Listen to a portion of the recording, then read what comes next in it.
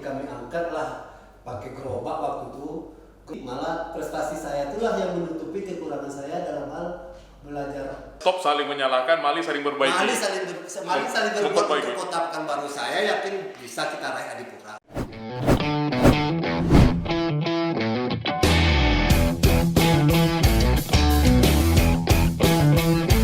Selamat datang di dunia nyata karena ini bukan mimpi. Bang Indra. Wow. Luar biasa, ini podcast bukan mimpi, kedatangan tamu yang cukup spesial. Gimana kabarnya, sehat Bang? Alhamdulillah, dekat baik. Oke, alhamdulillah. Nah, Bang Indra ini sebenarnya sahabat lama saya. Udah lama kita tidak jumpa Bang ya. Sudah hampir berapa tahun kita tidak pernah komunikasi nih Bang? Terakhir tidak salah kita jumpa 2018 ya, luar biasa, udah lama sekali. Sehat kan Bang? Alhamdulillah. Gimana kemarin di momen-momen pandemi? Itu kan kita sempat tidak pernah kontak tuh. Ya. Abang ngalami nggak tuh waktu pandemi yang parah-parahnya itu? Mengalami juga lah. Kena Bang? Kena. Gejalanya merasakan gimana waktu itu Bang? Oh, gejalanya luar biasa. Kami sekeluarga pernah. Pernah kena ya? Nah sekarang gimana Bang? Masih ada nggak rasa-rasa paranoid terhadap virus itu? Walaupun sekarang kan trennya sudah menurun untuk di Indonesia sendiri. Kalau untuk paranoidnya sih nggak ada, tapi dampaknya tuh ibaratnya untuk sakit tuh mungkin kita merasakan ya semua sakitnya, tapi pembatasan yang diterapkan itu tuh sangat-sangat membatasi apa kegiatan kita gitu di lapangan, di masyarakat gitu. Jadi Bang Indra ini dia tidak pengen diperkenalkan sebagai orang penting, walaupun kiprahnya cukup banyak sebenarnya. Jadi kemarin kita sempat diskusi ya. Jadi Bang Indra bilang nanti Ru sampaikan Bang Indra bukan siapa-siapa, tapi ada di mana-mana gitu Bang ya. Jadi Bang Indra sekarang kegiatannya apa saja nih Bang?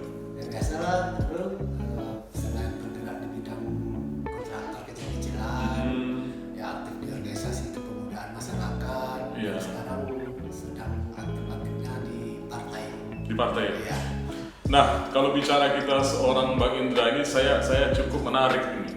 Ada beberapa hal yang membuat saya tertarik untuk mengundang beliau ke sini. Yang pertama yang membuat saya tertarik untuk mengundang Abang ke sini yaitu proses transformasi Abang. Iya. Ya, proses transformasinya ini yang luar biasa. Karena kalau kita melihat backgroundnya seorang Bang Indra itu cukup luar biasa gitu. Orang yang kenal Bang Indra sekian puluh tahun yang lalu dengan yang sekarang itu pasti akan kaget. Ini dua wajah yang baru ini. Nah, bagaimana cara Abang untuk bertransformasi untuk menjadi seorang Bang Indra yang sekarang begitu? Apa yang memotivasi Abang ini? Gampang aja, mengikuti masa. Oke. Dari masa bujang, masa berumah tangga, dan memiliki anak. Oh, jadi itu mempengaruhi Bang ya? Mempengaruhi pola pikir, perilaku Iya. dalam kehidupan sehari-hari. Psikologis kita terpengaruh nggak Bang? Kalau misalnya dulu nggak ada takutnya, kalau sekarang gimana Bang? Oh, jauh beda lah tuh. Mau begini ingat orang rumah, mau begitu ingat anak, mau begini ingat umur. Banyak yang diingat Bang ya? Banyak yang diingat. Oke, Bang In, kalau bisa kita flashback ke belakang, kita review ke belakang, Bang ini sebenarnya berasal dari keluarga yang biasa saja, sederhana, atau mungkin memang dari keluarga yang sangat berada ataupun keluarga kaya kalau basic kehidupannya. Kalau diingat-ingat sangat tidak berada. Oh, sangat tidak berada. Sangat tidak berada. Alasannya kenapa nih? Ya. Pengen tahu kita ini. Ya begini, maklumlah kalau kami orang Minang, bapak berasal dari Bukit Tinggi, mama berasal dari Pariaman. Iya. Antara si gadis waktu itu dengan si bujang merantau ke Pekanbaru. Oke, waktu posisi orang tua sama-sama belum menikah ya, lajang. Oke. Masih di bawah umur. Oke, siap. Merantau ke Pekanbaru. Malah mereka bertemunya di Pekanbaru. Oh, bertemu di sini. Di Oke. Pekanbaru. Jadi bertemu di Pekanbaru, jodoh dari Allah. Ya mereka menikah menjadi rumah tangga. Ya saya lah salah satu yang dilahirkan akibat buah cinta mereka. Ada berapa orang adik-beradik Bang In? Kami ada adik-beradik berlima. Berlima? Saya punya kakak umur 3 tahun meninggal. Ya saya lah jadi anak yang paling tua. Yang paling tua. Ya, Laki-laki? Laki-laki berdua, perempuan bertiga yang masih hidup. Oke, Bang In, waktu itu orang tua Abang kalau bisa kita tahu itu bekerja sebagai apa kalau dulu itu? Waktu itu orang tua kerjanya kuli bangunan. Kuli bangunan. Iya. Nah kalau ibu bang? Ikut suami. Ikut suami. Tinggal di mana dulu bang? Ini kan Pekanbaru zaman itu belum seperti sekarang. Belum. Abang berarti lahir di sini ya? Saya lahir asli dari Pekanbaru, dari kampung Tanjung. Oke, berarti abang paham betul suasana Pekanbaru dulunya. Iya. Nah bagaimana kita sedikit review lah ke belakang itu? Orang tua merantau dari Sumbar. Oke. Itu tinggal di Jalan Ki Hajar Dewantara. Oh, yang Hajar- sekarang namanya Jalan Sultan Syarif Qasim. Oh, kalau dulu Ki Hajar Dewantara ya? Iya. Sekarang sudah sering yang ada kantor dinas perhubungan. Oke. Bukan. Oh, di depannya lagi? Pasar 50. Oh, pasar 50. Oke, iya. Dari depan pasar 50 Mm-hmm. sampai ke SMA 1. Itu Iya. namanya Ki Hajar Dewantara. Oke. Nah, jadi orang tua laki-laki tinggal di situ, itu pun dia tinggal sama keluarga juga, sama orang tuanya. Yang kayak perempuan tinggal sama kakaknya. Ya bertemulah itulah di pasar 50 itu. Tinggal di pasar 50, nikah, tinggal di pasar 50. Kami pun lahir di pasar 50 itu. Artinya asli orang sana? Asli orang sana. Jadi orang tua tuh orang Minang nih, biasanya dia merantau, yang dikejarnya dulu lingkungan pasar. Iya. Nah, karena begini, mayoritas orang Minang merantau kebanyakan dia Berdagang. Gitu. Jadi disitulah mereka tinggal. Dulu pasar 50 itu terkenal banyak pedagang daripada pembeli. Oh. Nah, itu dia pasar. Tidak seperti sekarang, ya? Sekarang udah cukup bagus ya, Ru. Oke. Jadi sebagian pasar itu tuh dijadikan untuk berdagang, sebagian itu disewakan untuk tempat-tempat tinggal itu. Ada yang menarik yang ingin saya tanya. Ya, nanti kita lanjut lagi di situ. Nah begini, abang lahir di pasar 50, Ya. orang tua tadi tinggal di sana. Dan abang bilang memang kami tinggal di pasar itu. Ya. Biasanya, ini kita disclaimer tidak semuanya ya. Siap. Artinya biasanya orang yang lahir di pasar itu cenderung lahir dengan karakter yang keras. Ya. Nah abang bagaimana? Abang mengalami nggak fase-fase ya namanya tinggal di pasar gitu? Ya, kalau mengalami tinggal di lingkungan pasar ya pasti mengalami. Namun saya umur sekitar 7 tahun pindah dari pasar, tapi tidak jauh juga dari pasar itu, lebih kurang 100 meter lah dari pasar itu. Tinggal ngambil rumah, kontrak lah kan. Jadi tidak identik lagi dengan kegiatan di pasar. Gitu. Udah identik dengan kegiatan itu kayak mana remaja seperti biasanya lagi, tinggal di lingkungan masyarakat. Ya itulah awal mulanya mandi ke Sungai Siak gitu. Ya kayak mana lah gitu. Anak-anak pada umumnya waktu Pada itu ya? umumnya, apalagi di situ kan mayoritas waktu itu tuh di tahun 70 sampai saya lahir kan tahun 77 nih. Sekitaran 77 sampai 80-an itu tuh kan di situ tuh kan mayoritas suku Melayu masih banyak. Ya, saya bergaul sama orang Melayu, malah sebagian besar orang menyangka saya orang Melayu gitu. Dan bahkan tidak cenderung lebih Melayu daripada orang Melayu gitu ya? Karena bahasa di situ tuh sehari-hari saya pakai bahasa Melayu. Bahasa Melayu. Bahasa Melayu. Malah saya kalau bahasa Minang, ibarat kata orang Minang itu kayak sebagian bulat, sebagian ular, bercampur, nggak bisa untuk bahasa Minang saya. Tapi kalau bahasa Melayu boleh. Artinya lingkungan kita mempengaruhi bang ya? Mempengaruhi. Ya. Nah, gitu. Oke, nah setelah di sana, kemudian di tingkat pendidikan, waktu abang sekolah dulu, bagaimana? Abang ini tipikal siswa yang berprestasi ya? Dia ada dua tuh bang. Kalau kalau misalnya siswa itu diingat karena dua. Kalau bukan karena paling berprestasi, karena paling nakal. Iya. ini masuk kategori mana? Iya. Ya. Biasanya kalau orang pintar itu cenderung nakal sih bang. Iya, betul. Jadi begini, kami adik-beradik kan yang masih hidup sampai sekarang ada 5. Saya yang satu-satunya yang tamat sekolah SMA. Satu-satunya. Yang dibiayai oleh orang tua. Oke. Yang sisanya nggak tamat. Itu karena faktor hidup tadi bang. Nah itu dia. Oh.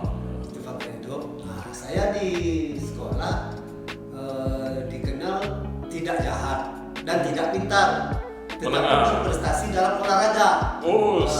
Suka olahraga apa dulu bang? Saya sering mewakili sekolah itu bola kaki. Sepak bola ya? Sepak bola. Dari situlah saya berprestasi, malah prestasi saya itulah yang menutupi kekurangan saya dalam hal belajar sehari-hari rutinnya gitu.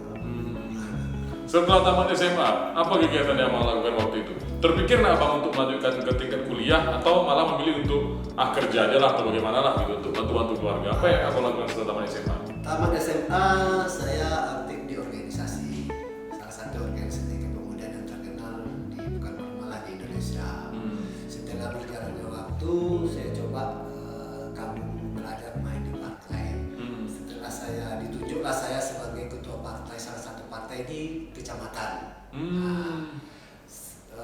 ditawarkanlah saya oleh salah satu tokoh yang paling berpengaruh di kota Pekanbaru. Dia juga saya anggap sebagai guru saya. Dia bertanya kepada saya waktu itu tuh. Sebut namanya Bang, Pak Firdaus kan wali kota Pekanbaru ya? Iya, nggak ya, apa-apa Bang. Ya. Di sini kita kalau yang baik nggak apa-apa ya. Itu termasuk guru saya. Iya, beliau juga guru saya. Saya waktu itu memang dari dunia yang kelam. Kenal sama beliau, ya dia salah satunya yang bisa memotivasi, ya, merubah gitu ya. Merubah saya kayak gini. Jadi dia bertanya kepada saya, ketua, beliau memanggil saya ketua 50. Kebetulan kecamatan 50 karena nama Indradi banyak. Waktu itu abang Demokrat ya partainya? Iya, saya Demokrat waktu itu. Iya. Demokrat. Saya ditanya sama beliau, ketua kalau mau ada niat berpolitik, otomatis ketua berpolitik itu tuh harus memiliki tujuan. Kalau nggak anggota DPRD, kalau nggak kepala daerah. Nah, kalau ada tujuan yang salah satu seperti itu, kuliahlah. Alhamdulillah saya kuliah, saya tamat S1 bidang hukum. Wah, luar biasa. Kita beri aplaus dulu untuk Bang Indra. Dengan biaya sendiri, tanpa ada lagi merengek ke orang tua. Biaya sendiri. Bang, setelah abang menempuh jenjang perkuliahan, apa yang abang rasakan perubahan dalam hidup abang? Biasanya begini, orang yang memiliki jenjang pendidikan yang bagus, biasanya pola pikirnya juga berpengaruh terhadap caranya. Abang mengalami fase itu nggak? Betul lah, yang kita jumpai di kampus orangnya pintar-pintar semua, taraf hidupnya, ya apalagi yang hukum kan? Hampir 80% teman saya yang satu ruangan itu hampir polisi sebenarnya. Jadi abang mengambil di jurusan hukum, fakultas hukum ya? Kenapa abang tertarik ambil di fakultas hukum nih Bang? Ini saya kali ini saya lucu nih. Jadi saya waktu itu tuh saya pernah ditanya, kan kami tuh baru masuk itu tuh kan perkenalan nih sama teman satu ruangan tuh. Jadi pas giliran saya ditanya, Pak Indra, kata salah satu dosen kan, apa motivasi Bapak masuk di kampus ini mengambil jurusan hukum? Nah, jawaban saya datanya, saya bilang, saya hidup di lapangan dan saya sering melanggar hukum. Nah, karena saya sering melanggar hukum, saya ingin mengerti hukum, maka itu saya kuliah ambil jurusan hukum. Satu kampus, satu lokal itu satu kelas ketawa semua dengan saya. Tapi ya itu pengakuan sebenarnya, itu pengakuan yang jujur. Betul kan? Ya. Kita memang hidup di lapangan, hidup dunia keras kan. Nah, apalagi bergabung di salah satu organisasi kan. Nah, itu. Dulu sempat terkenal sih Indra Pemuda Pancasila itu sempat terkenal. Bang, setelah abang mengambil hukum, tentunya abang mengerti nih ada aturan-aturan, ada undang-undang dan ada hukum yang memang itu menjadi dasar daripada kita bernegara ini. Nah, apa yang mempengaruhi dalam aspek kehidupan abang setelah memahami tentang aspek hukum ini? Ya, jadi pada aturannya kita hidup di negara yang dijuluki negara hukum. Apapun intinya, hukum harus dijunjung tinggi. Kalaupun kita salah, jangan menghindar dari kesalahan kita, sportif aja kita jalani. Karena kalau kita melanggar hukum, kita menghindar dan kita lari atau gimana, permasalahan itu tak akan pernah selesai. Ini paham kali kayaknya, pernah ngalamin ya? Iya, ini pengalaman saya ceritakan sama dia. Silakan Jeno. Kayaknya beliau menerangkan seperti hal yang pernah dialami gitu ya. Saya alami. Saya pernah melanggar hukum. Saya pernah merasakan bagaimana enaknya melanggar hukum ya. Apalagi kriminal kan? Iya betul. Intinya begini Bang, setiap orang itu pasti pernah berbuat salah, siapapun dia. Pasti.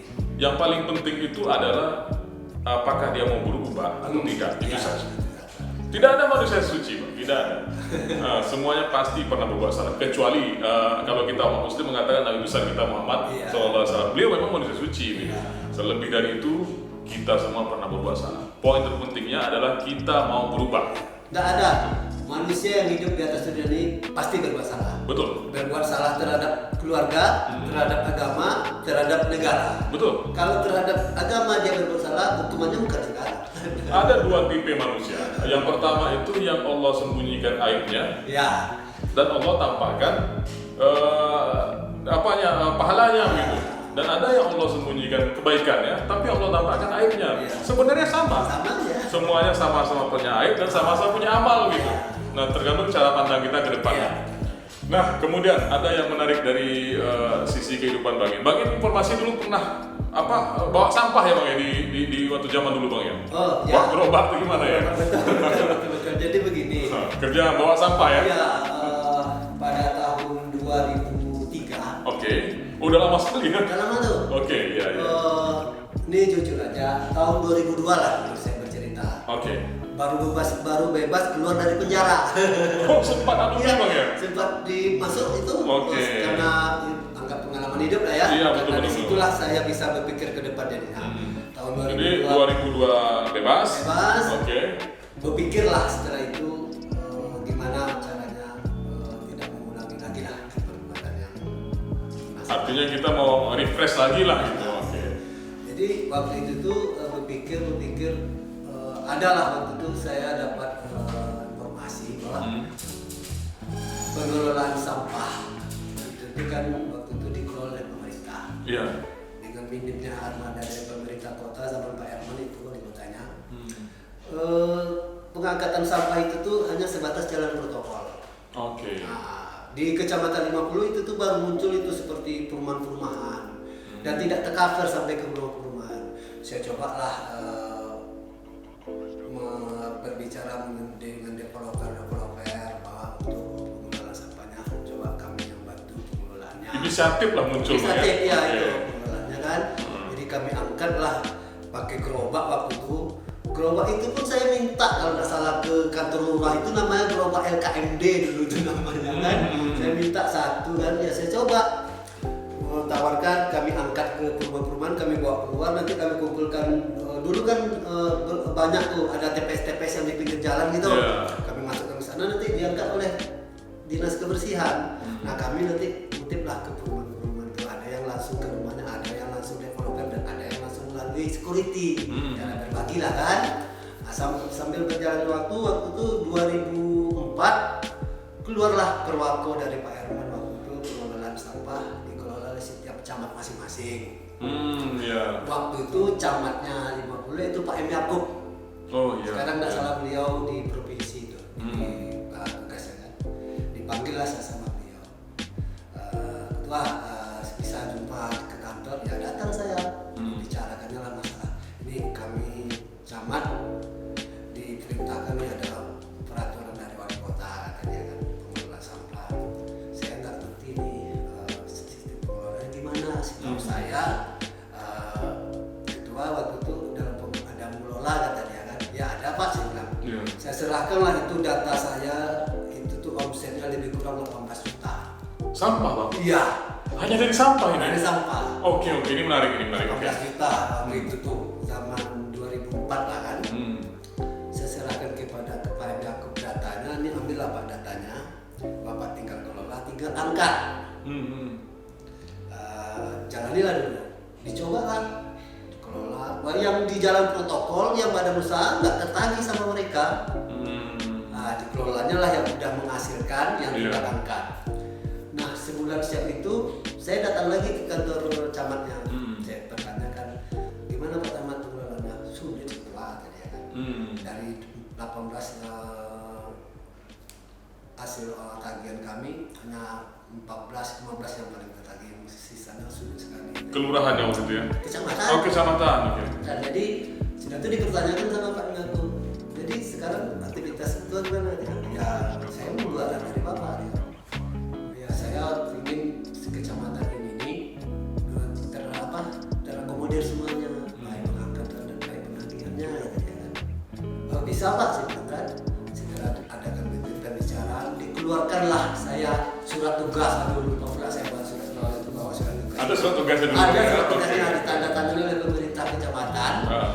Tahun 2004 itu? 2004, atas nama Pak M. Yakub. Ditandatangani, saya dikasihlah saya wilayah itu jalan, pokoknya jalan-jalan protokol yang ada di Kecamatan 50. Nah, bergerak, kami tagih, berjalan. Sampailah kami waktu itu tuh diterapkan oleh pemerintah kota itu tuh estimasi PAD untuk pemerintah melalui kecamatan lebih kurang 30 juta. Jadi selain kita membantu pemerintah dalam mengutar sampah, kita tidak bisa memberi kontribusi Iya. dalam bentuk PAD. Dalam bentuk PAD. Waktu itu sudah terberikan PAD sebanyak 30 juta. 30 juta itu target. Oh, target. Iya, Nah, target. itu tercapai sama kita waktu sekitaran 25, 20, gitulah berjalannya. Kawasan bersih, kota dapat PAD. PAD gitu. Gitu. Jadi setelah berjalannya begitu, ya itulah gimana pengelolaan sampai sekarang. Gitu. Bang, ada yang menarik nih, kenapa dari sekian banyak model pekerjaan, dari sekian banyak mungkin sesuatu yang bisa diolah atau dikelola, kenapa kok abang tertarik dengan sampah gitu? Dan saya kaget tadi itu 18 juta omsetnya atau gimana, di zaman itu 18 juta besar loh bang. Iya. Nah itu apa kok alasan abang, kenapa bang melihat ada potensi bisnis yang luar biasa di sampah itu, apa yang mengacu abang dari awal ini? Ya, saya melihat masukan-masukan juga sebagian dari kawan-kawan yang sama-sama duduk.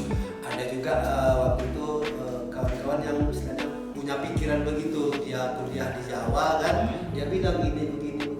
Saya sering mendengar, memperhatikan, saya coba-coba nih, namanya kita istilahnya waktu itu kan ingin merubah nih, image yang baru. Betul, kan? Saya coba-coba kan, nyatanya waktu itu tuh ya alhamdulillah mungkin Tuhan yang meridhoi ya jalan bro. Saya nggak nyangka juga sampai akhirnya saya miliki dump truck loh waktu itu 2008 saya udah punya dump truck. Punya dump truck dari gerobak? Dari gerobak. Akhirnya punya dump truck? Kalau perjuangan saya dalam pengelolaan sampahnya bukan nikmatnya aja yang saya terima. Asapnya juga? Sengsaranya loh. Sengsaranya bisa diceritakan bang? Ya, sengsaranya tahu ya. Gimana? Petugas saya meninggal di tempat, pernah tuh petugas yang tukang angkat sampah itu. Itu kenapa tuh? Kecelakaan kerja, kena mobil sendiri, meninggal di tempat. Artinya memang harus hati-hati juga. Risiko lah, namanya kerja pasti ada risikonya. Memang petugas kami memang itu. Bang, kalau kita bicara sampah, ini kan bicara hal yang kompleks sebenarnya. Sampah ini menjadi isu lingkungan dan isu global di mana-mana. Tidak hanya di Pekanbaru, di Riau, di Indonesia, bahkan di seluruh dunia, sampah ini menjadi isu lingkungan. Jadi kalau abang melihat bang, khusus untuk di Pekanbaru, Indonesia kan ada beberapa pola itu. Kalau kita tahu bahwasanya pemerintah menerapkan pola melakukan kerjasama dengan pihak ketiga, ada yang melakukan pengelolaan mandiri. Kemudian ada yang melakukan pengelolaan langsung oleh pemerintah seperti yang diterapkan dulu dan lain sebagainya, dan semuanya ini kan ada payung hukum dan aturannya. Pemerintah Kota Pekanbaru dulu ada yang melalui kecamatan, nah kemudian sempat berubah ke kerjasama melalui pihak ketiga dan masih berlanjut sampai sekarang ya. Nah juga ada dibantu dengan pihak-pihak swasta dan mandiri dan sebagainya gitu. Nah kalau abang melihat ini berdasarkan pengalaman pribadi, ini kan abang praktisi nih, artinya memang orang yang langsung berkecimpung di situ dan cukup lama. Mana yang lebih efektif kalau menurut abang? Kalau menurut saya loh, setiap zaman ya sama aja efektifnya. Dalam pengelolaan oleh pemerintah ada plus minusnya, diserahkan ke pihak ketiga ada plus minusnya. Sekarang tergantung pihak-pihak yang terkait yang berkomitmen di situ tanggung jawab dalam hal pengelolaan ini. Maksudnya tanggung jawab gimana? Tanggung jawabnya begini. Dari pemerintah kota, dari wali kota Pekanbaru dipercayakan ke dinas lingkungan hidup, DLHK DLHK mengadakan lelang dan ditunjuklah sesuai syarat yang berlaku, menanglah perusahaan A tertentu ya kan. Nah diadakan kontrak kerja berjalan. Nah sekarang nih dan sistem pengelolaan dari pihak swasta nih namanya kalau sempurna 100% kan mungkin tidak mungkin. Benar. Ya kan. Namun sekarang pengawasan yang penting. Contoh pihak swasta itu mereka jadwal pengangkatan itu paling lama jam 5 mereka udah keluar. Mobil udah turun. Udah disebar itu ke lokasi masing-masing. Yang dikejar dulu pertama jalan protokol. Nah jam 7 atau jam setengah 8 paling lama kalau tidak ada kendala mobil rusak atau kendala lain itu udah bersih jalan protokol. Silakan kalau misalnya mau dilihat di lapangan boleh dibuktikan jam berapanya. Nah yang bikin tidak sinkronnya petugas penyapu jalannya. Petugas penyapu jalannya baru mulai menyapu jalan jam setengah 8 atau jam 8 mereka baru nyapu. Nah otomatis itu kan setelah jalan itu disapu kan terjadi lagi penumpukan akibat petugas yang tadi menyapu kan. Memang betul sampah yang disapu itu pada umumnya kan sampah dari daun-daun kayu kan. Yang jatuh. Kalau sampah-sampah yang dari diangkut itu kan sampah rumah tangga. Dan dikatakan sampah rumah tangga. Namun kan nggak mungkin sampah rumah tangga itu semuanya berbungkus dalam bentuk plastik. Pasti kan ada serak malamnya, entah di apa, ada binatang apa semacam malamnya. Ini kan berserak, yang itu kan mungkin dikumpulkan oleh petugas kebersihan dengan cara menyapu, itu kan tidak efisien juga waktu mereka kan. Nah, dibantu oleh petugas kebersihan menyapu jalan. Nah, antara bergeraknya pihak swasta dengan penyapu jalan tidak sinkron. Jadi yang lebih tepatnya menurut Abang gimana? Yang lebih tepatnya penyapu jalan dulu membersihkan jalan, baru diangkat oleh petugas kebersihan. Oh gitu. Kan itu kan, kita Iya. penyapu dulu baru kita angkat sampah. Ada juga fenomena begini Bang, ketika mobil itu sudah mengangkut sampah, itu kan volume sampah di Pekanbaru ini terbilang cukup sangat tinggi gitu. Iya. Jadi dalam protokol, ada kebiasaan kita sering melihat tumpukan sampah di jalan-jalan protokol. Iya, iya. Nah, ketika mobil sudah datang mengangkut sampah, orang keluar dari perumahan atau dari jalan-jalan dia taruh sampah lagi. Nah, ini itu gimana dia. Bang solusinya? Nah, itu dia salah satunya pengawasan juga. Oke. Nah, salah satu pengawasan dari dinas terkait juga. Tidak akan bisa Satpol PP untuk pengawasan ini. Artinya harus ada satgas lah ya, Ah, independen lah ya. iya. Memang yang bertugas di situ ya. Ada, kalau nggak salah selama saya ada tapi tidak efektif. Kenapa? Karena satgas yang ditugaskan itu satgasnya kadang-kadang rumahnya di mana, pengawasannya di mana. Lokasinya berbeda ya. Ya, kalau saya sih sekedar menyarankan, ya bentuklah satgas-satgas di setiap kelurahan masing-masing. Libatkan RT RW, libatkan tokoh pemuda dan macam RT kan juga ada tuh. Nah, mereka kan bisa dari mana anggarannya kan bisa mereka dari ya dijadikan THL. Nah, THL di dinas kebersihan itu kalau saya tidak salah itu boleh dibonusin kembali tuh. Artinya sinergitas antara semua lini itu penting. Penting.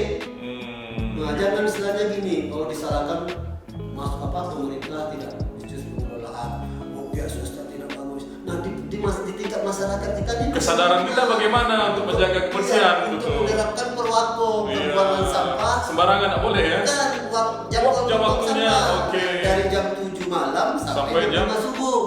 Nah, kadang-kadang kita juga tidak bisa menyalahkan masyarakat. Ya mereka aktivitas masyarakat kan kita nggak tahu. Betul. Beda tipenya, beda pula kehidupannya. Tetapi masyarakat ini akan tertib jika ada pengawasan. Artinya stop saling menyalahkan, mari saling Mari memperbaiki. saling berbuat Memperbaiki. untuk kota Pekanbaru. Saya yakin bisa kita raih Adipura kembali. Iya Bang, kita udah lama. Dalam saya cukup pernah merasakan tuh bagaimana gemerlapnya di Adipura. Nah, saya pun pernah juga merayakan itu karena saya waktu itu terlibat di sana. Gitu. Iya. Bang, sebagai memang kalau orang yang memang berkecimpung di bidang itulah, Abang sudah memang dari bawah dulu mulai dari gerobak sampai ke dump truck itu kan luar biasa. Ada nggak saran untuk pemerintah? Kalau kita nyarakan bebas tuh Bang, kita warga, Iya. kita kan tentu punya harapan, punya keinginan terhadap pemerintah kita sebagai pelayan publik. Apa yang Abang inginkan Abang sampaikan kepada pemerintah terkait? Ya, macam yang kita bahas sebelumnya tadi juga. Yang pertama itu jujur kalau saya lihat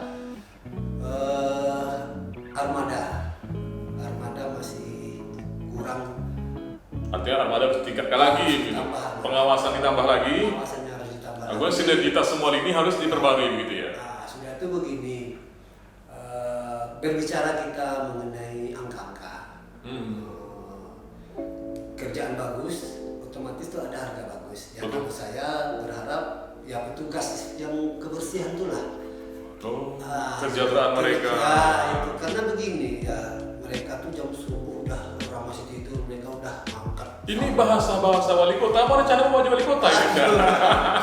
Atau kena muridnya wali kota, mantan wali kota dulu ya? Supaya dengan jangan Bukan mimpi ya? Ini udah bahasa wali kota ini.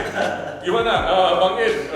Siapa orang yang paling memotivasi Abang sampai sekarang untuk bisa berjuang seperti saat ini, Bang? Yang jelas keluarga. Keluarga ya. Keluarga yang pasti.